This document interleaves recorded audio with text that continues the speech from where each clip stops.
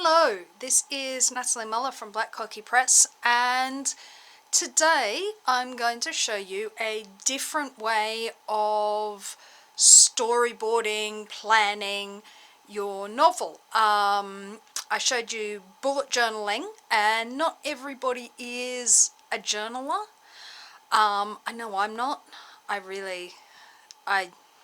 just can't. I can't. It would be nice if I could, but I can't. So, this is actually what I do.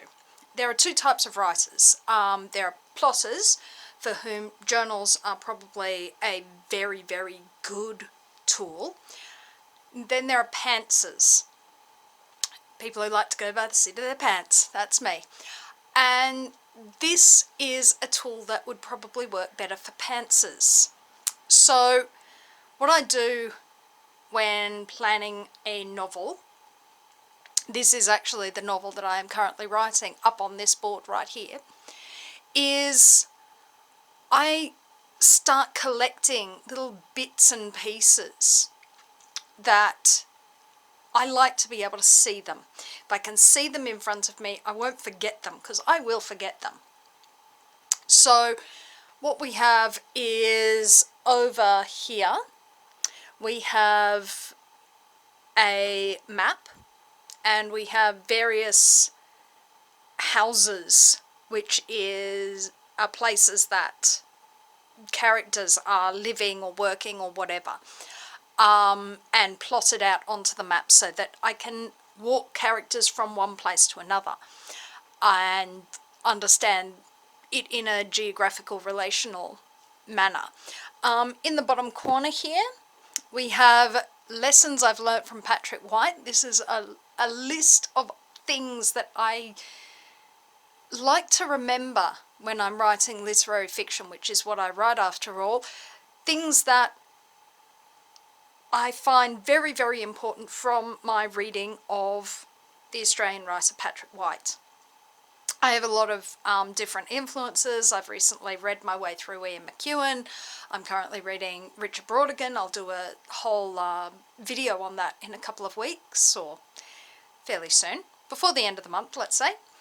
But I do keep coming back to Patrick White, and so I've got a list of things that's like, right, remember these things, because these are the great things that he does. Now on this board over here, I am actually running 3 narratives. So each of the narratives gets a colour, pink, yellow, or white. And on these cards, I love these cards. These little file cards are brilliant because they're cheap, they're already lined, and you just stick them on the corkboard. So anyway, I put character names and a few little things about them. These things change. I don't necessarily change the cards as I go. I just sort of amend it in the text. So I'm a bit lazy. I don't, like I say, I'm not a plotter, so a diary doesn't necessarily work for me. However, this I found is a much better idea, for me anyway. You may find that useful yourself. So we have characters in 3 different colours. Then in the turquoise colour, I have events that all 3 narratives converge at. So those are things that I need to bring everyone together for different reasons, not necessarily meeting one another, but they all need to attend these events. What we also have on this board are little bits and pieces of ideas. So when I get an idea, I write it down on actually the little cards are visiting cards. I write it down on one of those and I stick it on the board. Whether it just works as a, oh yes, that thing that I was thinking of. It doesn't need to be written out in great detail. I would go insane if I tried doing that. This is why I don't write in a journal.